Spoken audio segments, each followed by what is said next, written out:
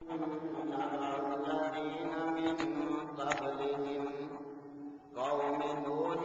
وعاد وثمود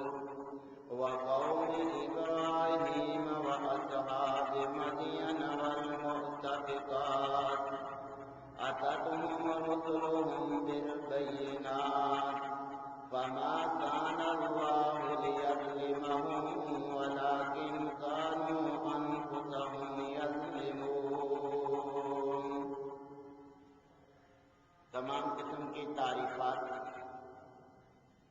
مالک العلام ذوالجلال والاکرام وحدہ لا شریک مالک کائنات اور خالق ارض و سما کے لیے لاکھوں کروڑوں درود و سلام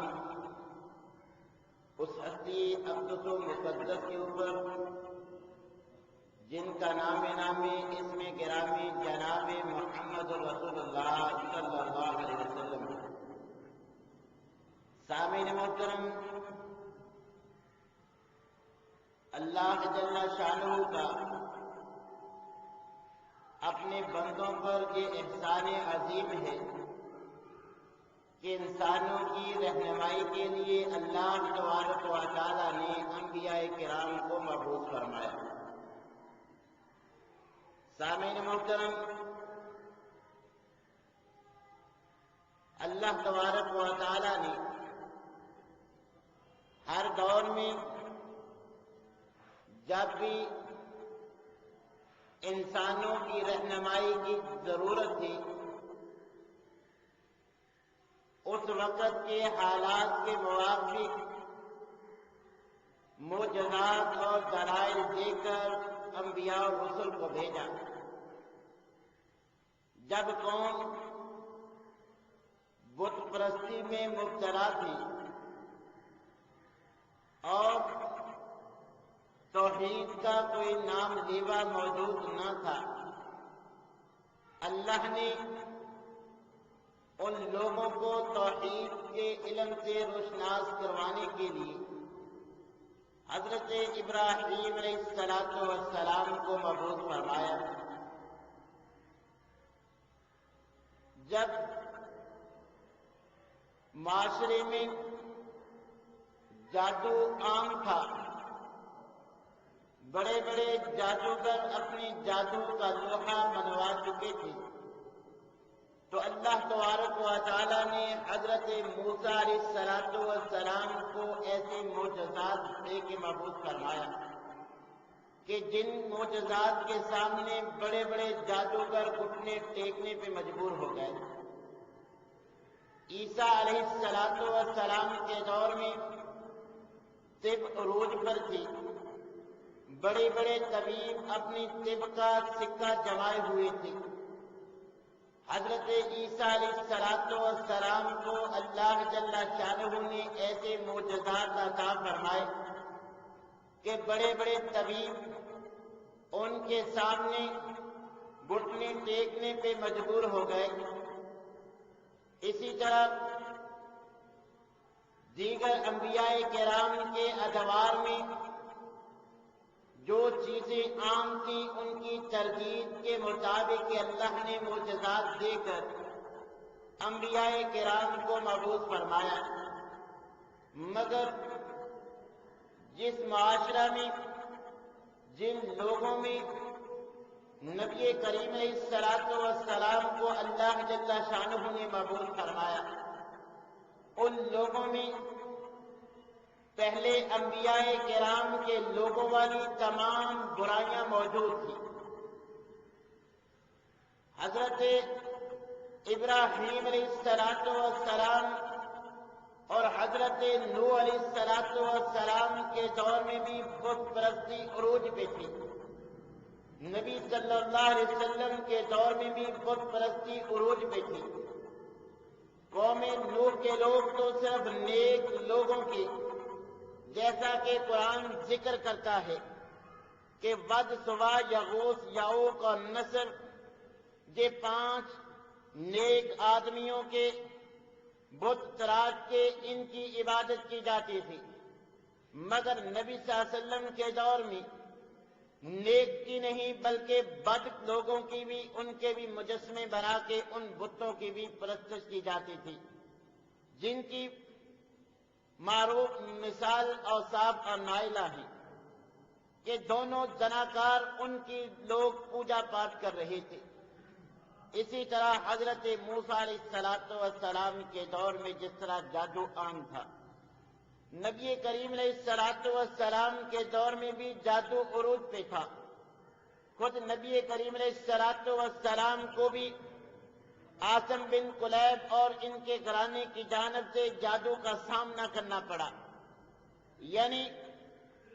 ہر دور میں جو برائیاں پائی جاتی تھی جن کی خاطر اللہ نے انبیاء کو بھیجا، حضرت عیسیٰ علیہ السلام کے آسمان پہ اٹھائے جانے کے بعد انسانوں میں وہ تمام برائیاں پائی جاتی تھیں۔ ہر طرف شرک و بدعت اور ضلالت کے بادل چھائے ہوئے تھے۔ تو ایسے حالات میں اللہ تبارک و تعالی نے بھٹکی ہوئی انسانیت پہ، ان گمراہی کے راستوں پہ چلنے والے لوگوں پہ احسان عظیم فرماتے ہوئے نبی کریم علیہ السلام کو مبعوث فرمایا۔ خود اللہ جل شانہ ان حالات کا نقشہ قرآن میں اس انداز میں کھینچتے ہیں کہ وہ وقت تم یاد کرو، وَإِن كَانُوا مِن قَبْلُ لَفِي ضَلَالٍ مُبِينٍ، کہ اس وقت تم کھلی گمراہی میں تھے۔ اگر محمد صلی اللہ علیہ وسلم کو مبعوث نہ کیا جاتا، تم گمراہی کے راستے پہ قائم تھے، تم گمراہ تھے، تمہارے کسی کے پاس ہدایت نام کی کوئی چیز نہ تھی۔ دوسرے مقام پہ اللہ تبارک و تعالی فرماتے ہیں وَاذْكُرُوا نِعْمَةَ اللَّهِ عَلَيْكُمْ اِذْ كُنْتُمْ أَعْدَاءً فَأَلَّفَ بَيْنَ قُلُوبِكُمْ فَأَصْبَحْتُمْ بِنِعْمَتِهِ إِخْوَانًا۔ اللہ تبارک و تعالی فرماتی ہیں کہ میری اس نعمت کو بھی یاد رکھا کرو کہ جب تم آپس میں قبائلی دشمنیوں میں الجھے ہوئے تھے،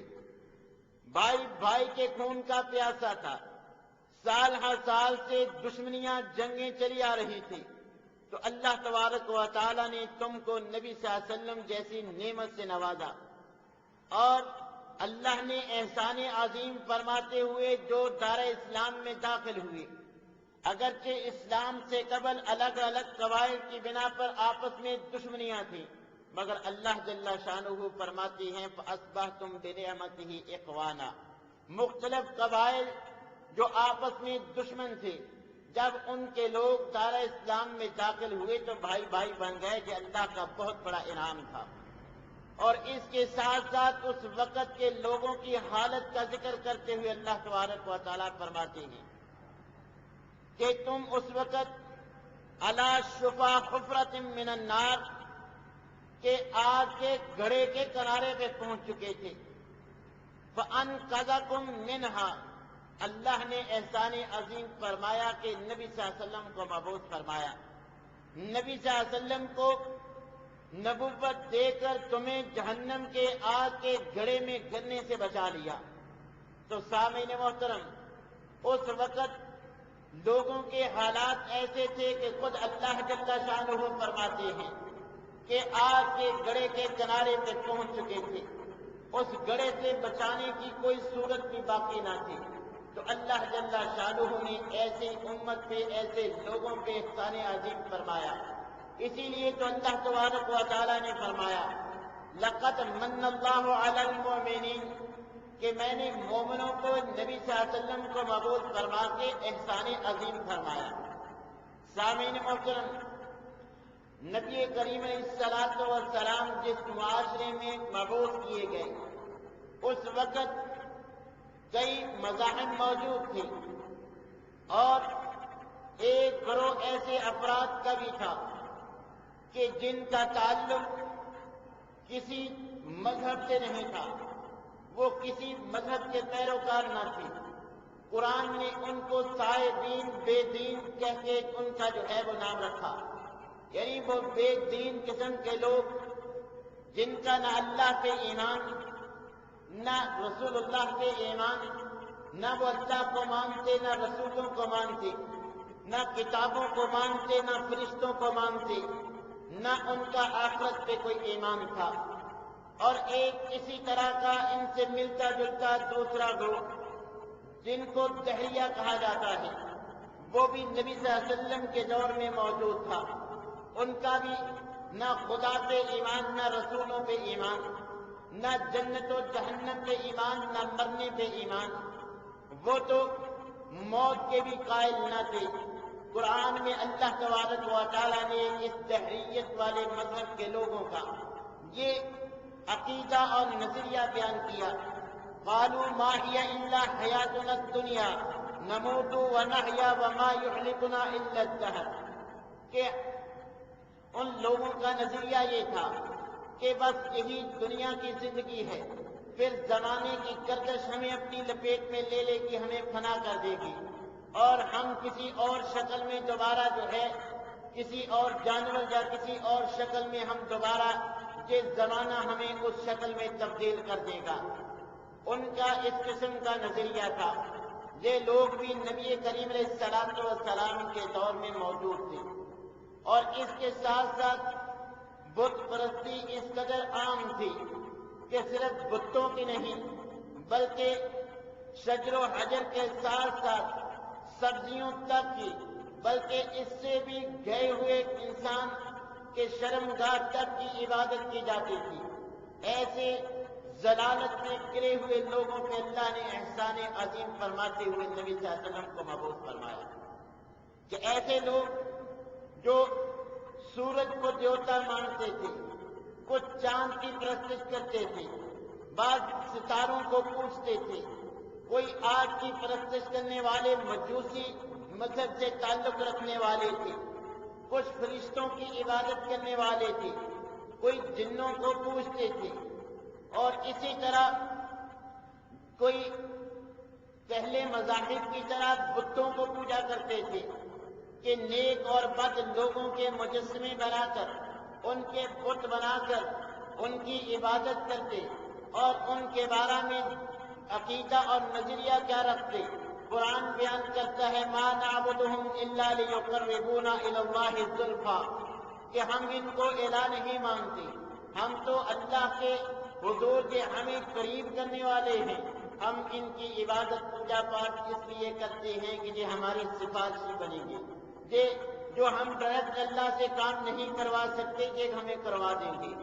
اس وجہ سے ہم ان کی پوجا کرتے ہیں کہ یہ اللہ کے ہمیں قریب کر دیں۔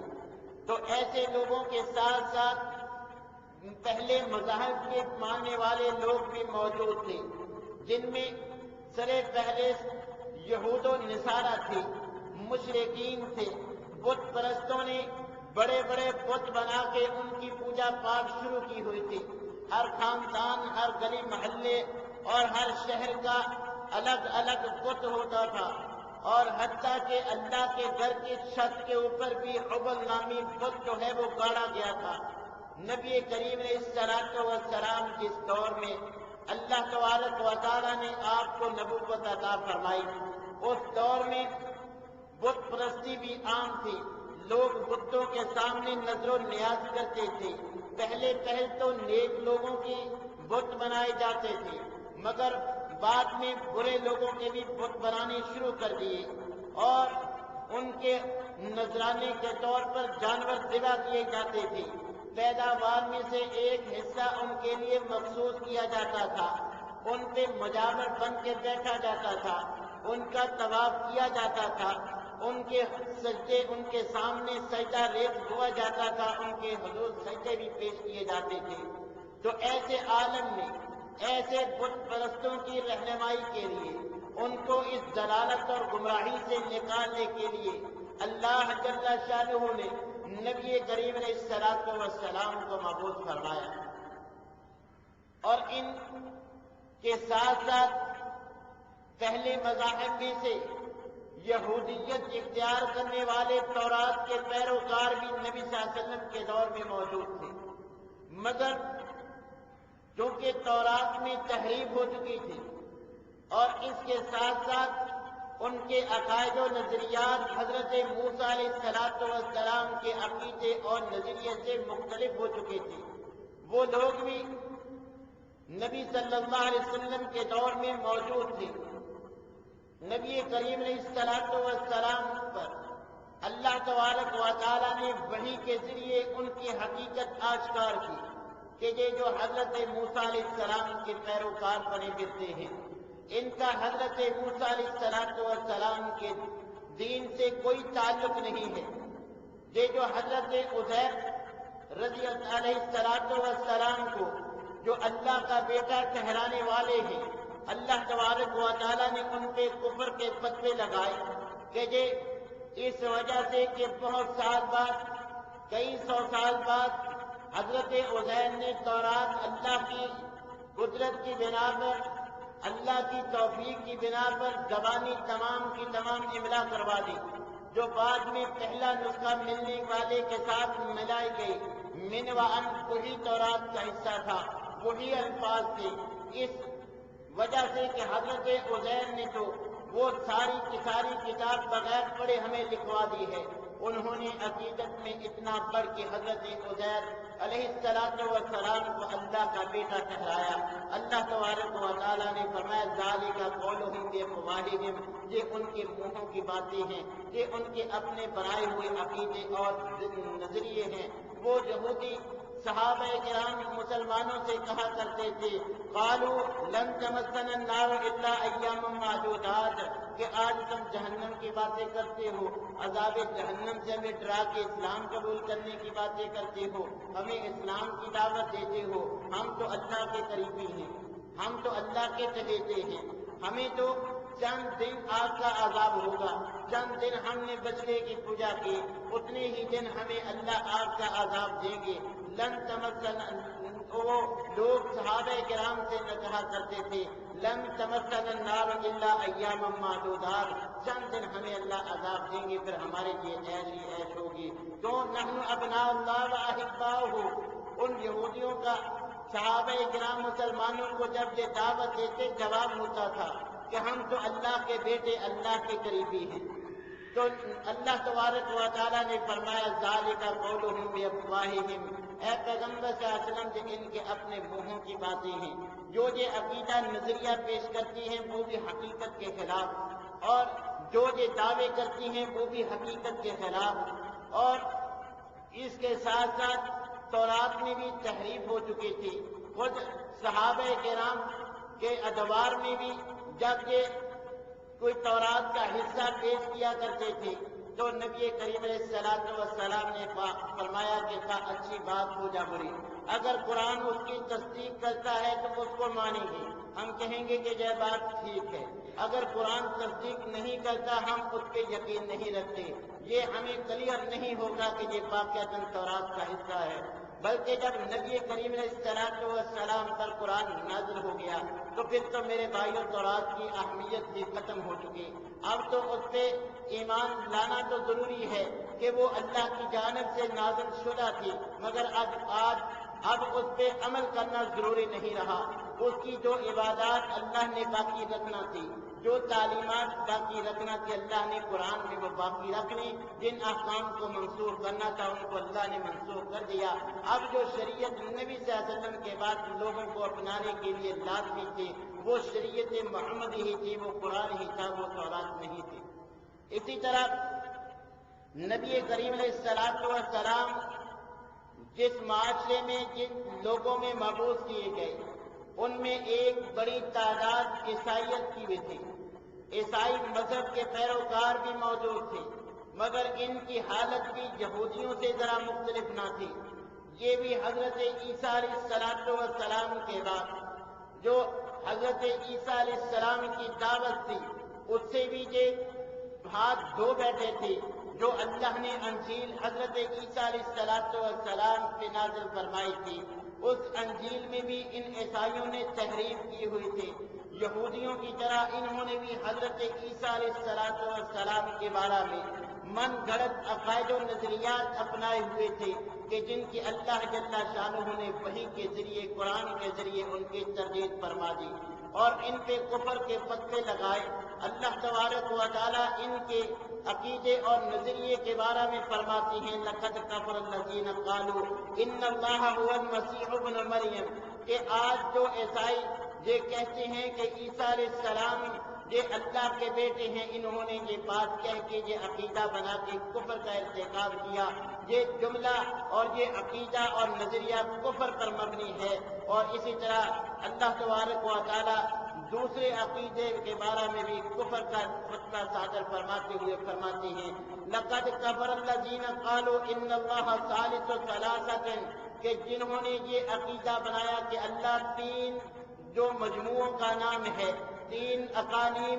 ثلاثہ مل کر ایک الہ بنتے ہیں، انہوں نے بھی کفر کیا۔ الہ صرف ایک ہے۔ جنہوں نے سورہ اخلاص کا انکار کیا، اللہ تبارک و تعالیٰ نے ان پہ کفر کے فتوے لگائے۔ بہرحال نبی کریم علیہ السلام کے اپنے دور میں، جس دور میں جن لوگوں میں جس معاشرے میں نبی کریم علیہ السلام کو مبعوث کیا گیا، ان میں ایک بڑی تعداد عیسائی مذہب والوں کی بھی تھی کہ جو حضرت عیسیٰ علیہ السلام کو اللہ کا بیٹا تسلیم کرتے تھے، نعوذ باللہ حضرت عیسیٰ علیہ السلام کو مصلوب تسلیم کرتے تھے، اور اس کے ساتھ ساتھ وہ کفارے کا عقیدہ بھی رکھتے تھے کہ حضرت عیسیٰ علیہ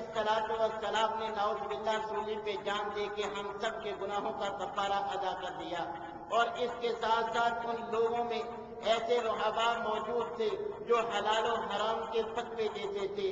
انجیل کو پسے پشت ڈال کر ان بڑے پادریوں کے پاس سے اختیار سونپ دیا گیا تھا، جس کو وہ حلال کہہ دیں وہ حلال، جس کو وہ حرام کہہ دیں اس کو جو ہے وہ حرام سمجھا جاتا تھا۔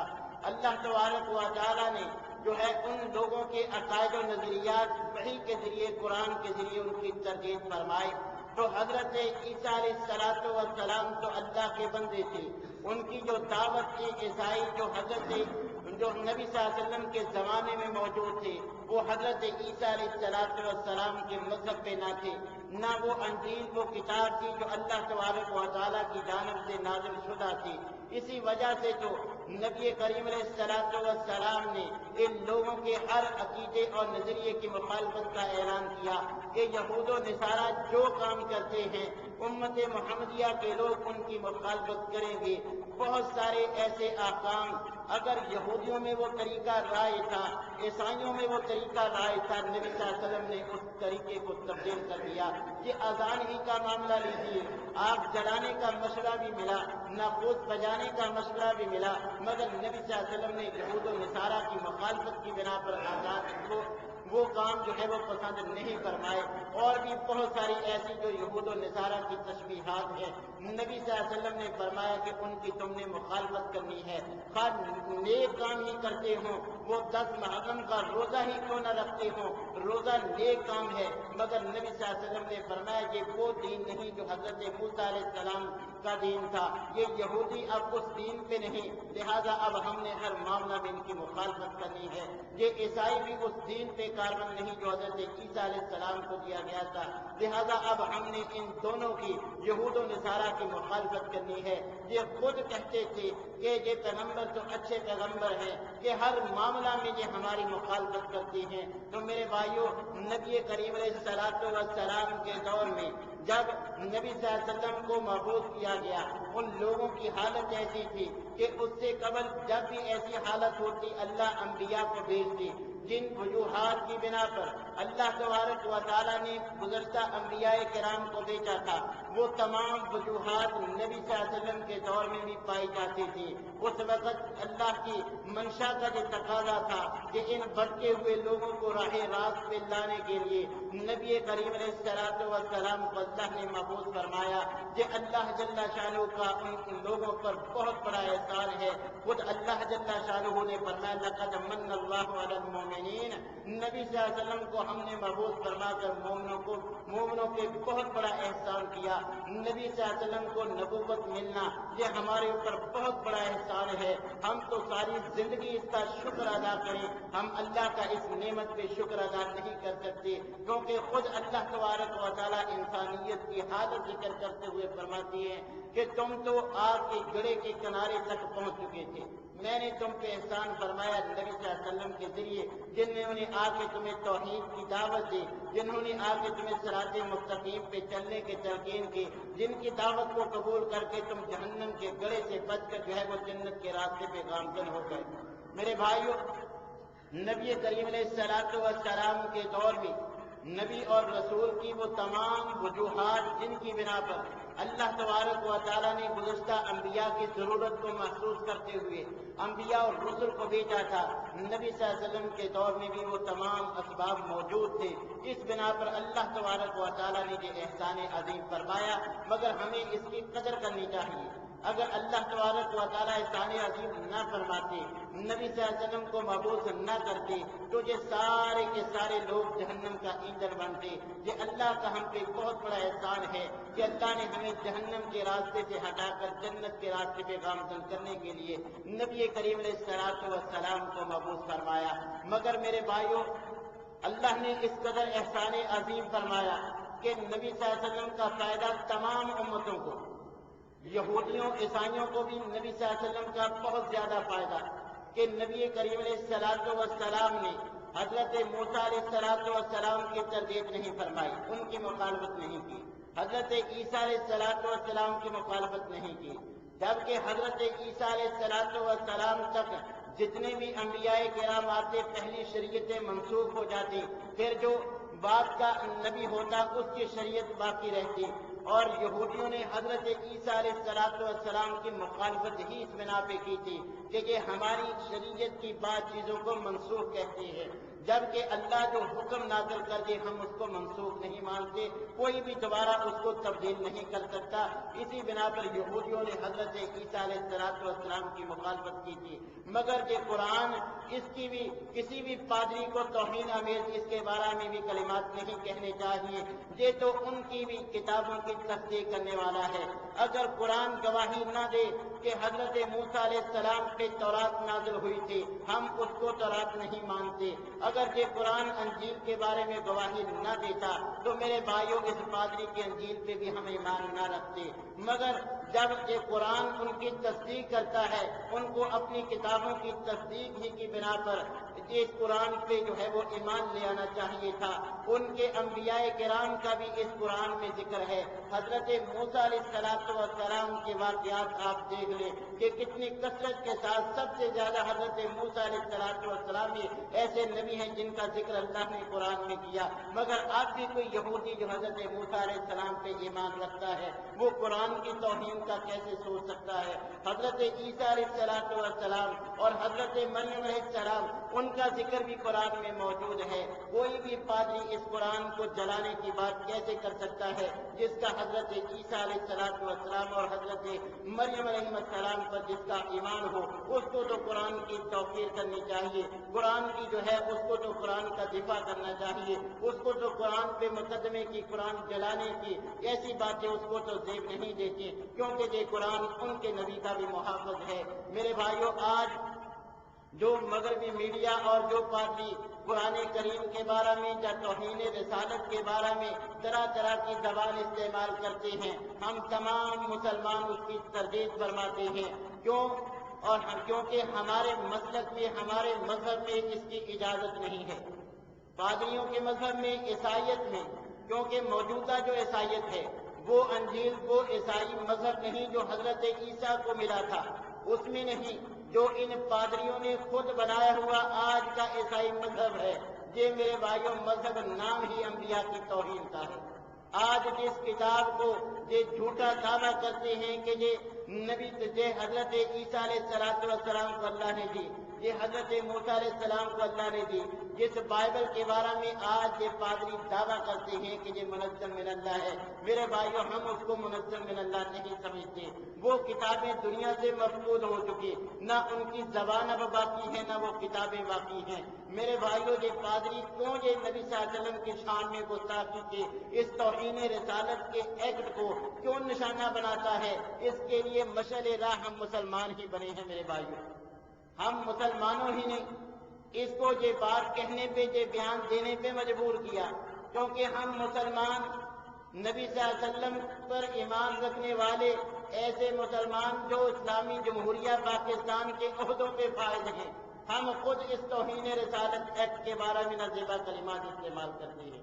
کہ جو شریعت کا مسئلہ ہے، اگر اللہ نے وہ قانون بنا دیا تو ہم اس کے خلاف، کوئی کہتا ہے یہ کالا قانون ہے، کوئی کہتا ہے یہ ضیاء الحق کی باقیات ہے۔ میرے بھائیوں، ہمیں تو ہمارے یہ عہدوں کے فائز لوگوں کو تو وہ پاکستان کی تاریخ کا بھی علم نہیں، ان کو تو اتنا بھی علم نہیں کہ یہ توہین رسالت کا جو ایکٹ ہے، یہ جو ایکٹ آج ہمارے قانون میں، پاکستان کے دستور میں، آئین میں شامل ہے، یہ کس نے بنایا تھا؟ میرے بھائیوں، ان کو تو اس چیز کا بھی علم نہیں۔ آج پاکستان کے بڑے بڑے عہدوں پہ فائز ہیں، آسانی کے ساتھ زبان سے یہ کہہ دیتے ہیں یہ تو ضیاء الحق کا بنایا ہوا قانون ہے۔ نہیں میرے بھائیوں، یہ تو ایک تو شرعی لحاظ سے تو آپ گزشتہ خطبات جماعت میں سن چکے ہیں کہ نبی صلی اللہ علیہ وسلم کے دور میں یہ قانون بن گیا کہ جو نبی کی گستاخی کرے اس کو قتل کر دیا جائے۔ یہ ضیاء الحق کا بنایا ہوا قانون نہیں، بلکہ یہ 1984 میں محمد اسماعیل قریشی ایڈوکیٹ نے ایک وفاقی شرعی عدالت کو ریٹ پیش کی تھی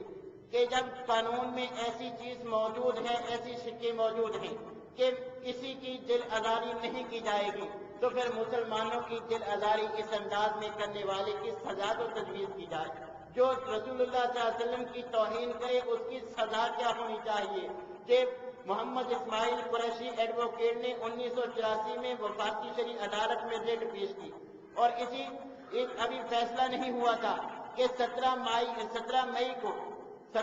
1992 کو یہ آسمہ جہانگیر، جس کو آج اپنوں اور غیروں کی سازش سے آج بار کا صدر منتخب کیا، اسلام آباد کے ایک ہوٹل میں اس نے نبی صلی اللہ علیہ وسلم کے بارے میں نازیبہ کلمات استعمال کیے، تو نثار فاطمہ جو اسمبلی کے رکن تھی، انہوں نے ایک بل بنا کر اسمبلی میں پیش کیا کہ جو نبی صلی اللہ علیہ وسلم کی توہین کرے اس کی سزا کیا ہونی چاہیے، تاکہ آسمہ کے بعد اب کسی کو اس کی جو ہے وہ اجازت نہ دی جا سکے۔ اس وقت کی جو اسمبلی تھی، اس وقت کی یہ نواز شریف کا پہلا دور تھا، اس وقت کی اسمبلی نے یہ قانون پاس کیا۔ پاکستان کی جو اسمبلی اس وقت موجود تھی، اس نے یہ بل پاس کیا تھا کہ جو نبی صلی اللہ علیہ وسلم کی توہین کرے گا اس کو موت کی سزا دی جائے گی، ساتھ یہ شک بھی شامل تھی کہ یا پھر اس کو جرمانہ یا عمر قید کی سزا ہوگی، مگر یہ شریعت سے متصادم تھی۔ شریعت میں سزا صرف موت تھی۔ اس نواز شریف کے پہلے دور میں جو اسمبلی نے بل پاس کیا، یہ 295 سی جو یہ توہین رسالت ایکٹ کا جو قانون ہے، یہ جو اس اسمبلی نے پاس کیا تھا، اس میں یہ بات بھی تھی کہ توہین رسالت کے مرتکب کو یا تو موت یا پھر عمر قید اور جرمانہ کی سزا ہوگی۔ یہ 295 سی یہ ضیاء الحق نے نہیں، نواز شریف کے پہلے دور میں ہمارے ملک کی اسمبلی نے یہ بل پاس کیا، مگر جو اسماعیل قریشی نے جو اس وقت کی وفاقی شرعی عدالت میں ریٹ پیش کی تھی، اس نے یہ بھی دعویٰ کیا کہ یہ تو جو بل پاس ہوا ہے اس میں یہ جو عمر قید کی سزا اور جرمانے کی سزا ہے، یہ شریعت سے متصادم ہے، صرف موت کی سزا ہونی چاہیے۔ پھر وفاقی شرعی عدالت نے 1990 میں عمر قید کی سزا کو ختم کرنے کا حکم دیا، حکومت سے یہ مطالبہ کیا کہ عمر قید اور جرمانے کی سزا جو ہے وہ ختم کر دی جائے، ورنہ 31 اپریل کو خود بخود اگر حکومت یہ بات تسلیم نہیں کرے گی تو خود بخود اس قانون سے، اس ایکٹ سے یہ عمر قید اور جرمانے کی سزا جو ہے یہ ختم ہو جائے گی۔ پھر 2 جون 1992 کو نواز شریف کے دور میں 2 جون 1992 کو یہ بل اسمبلی میں دوبارہ پیش ہوا، اسمبلی میں بل پیش ہوا تو یہ عمر قید اور جرمانے کی سزا اسمبلی نے متفقہ طور پر ختم کر دی۔ آج جولائی 1992 کو یہی جو قانون جو 295 سی توہین رسالت کی سزا جو موت کی سزا ہے، میرے بھائیوں، سپریم کورٹ پاکستان نے 8 جولائی 1992 کو سینٹ نے متفقہ طور پر منظور کی۔ یہ قانون میرے بھائیوں ہماری اسمبلیوں کا بنا ہوا ہے، یہ ضیاء الحق کی باقیات نہیں ہیں،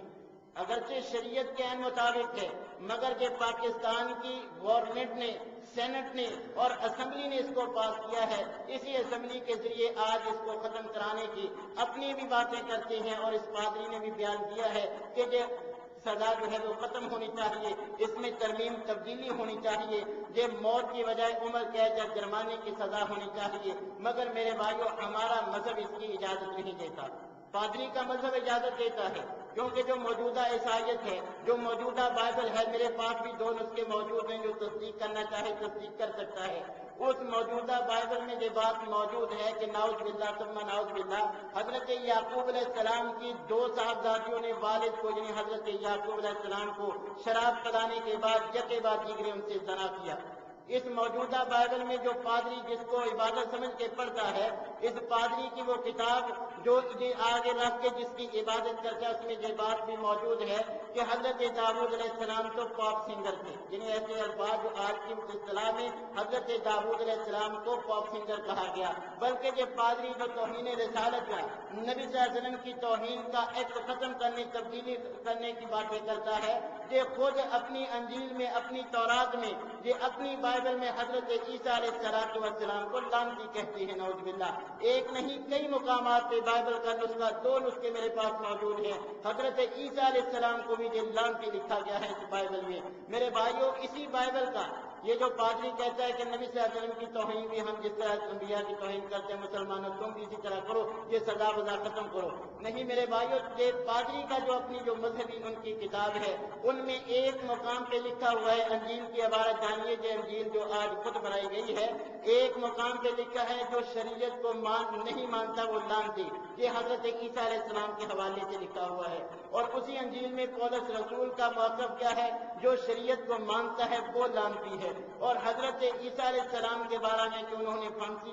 کو تسلیم کرتے ہوئے اس لعنت کو مول لیا، یعنی حضرت عیسیٰ علیہ السلام کو بھی نعوذ باللہ لعنتی کہتے ہیں۔ میرے بھائیوں یہ پادریوں کی کتاب ہے، پادریوں کا مذہب ہے۔ ہمارے مذہب میں گستاخ رسول کی سزا موت ہے، ہم اس سزا کی جو ہے وہ برقرار رکھنے کی بھی اپیل کرتے ہیں، اور اس میں تبدیلی کرنے سے بھی سبھی کو گریز کرنا چاہیے، اور سبھی مسلمانوں کو اس کے لیے جو ہے وہ جتنی وہ محنت کر سکتے ہیں، اپنا جتنا تعاون پیش کر سکتے ہیں ان کو پیش کرنا چاہیے۔ اللہ تبارک و تعالی ہمیں ایسے پادریوں کا منہ توڑ جواب دینے کی توفیق عنایت فرمائے۔ وآخر دعوانا الحمد للہ رب العالمین۔ ان الحمد للہ نحمده ونستعينه ونستغفره ونؤمن به ونتوكل عليه ونعوذ بالله من شرور انفسنا ومن سيئات اعمالنا من يهد الله فلا مضل له ومن يضلل فلا هادي له واشهد ان لا اله الا الله وحده لا شريك له واشهد ان محمدا عبده ورسوله اما بعد فان خير الحديث كتاب الله وخير الهدي هدي محمد صلى الله عليه وسلم وشر الامور محدثاتها وكل محدثة بدعة وكل بدعة ضلالة وكل ضلالة في النار۔ اللهم صل على محمد وعلى ال محمد كما صليت على ابراهيم وعلى ال ابراهيم انك حميد مجيد۔ اللهم بارك على محمد وعلى ال محمد كما باركت على ابراهيم وعلى ال ابراهيم انك حميد مجيد۔ رب اشرح لي صدري ويسر لي امري واحلل عقدة من لساني يفقهوا قولي۔ سبحان ربك رب العزة عما يصفون وسلام على المرسلين والحمد لله رب العالمين۔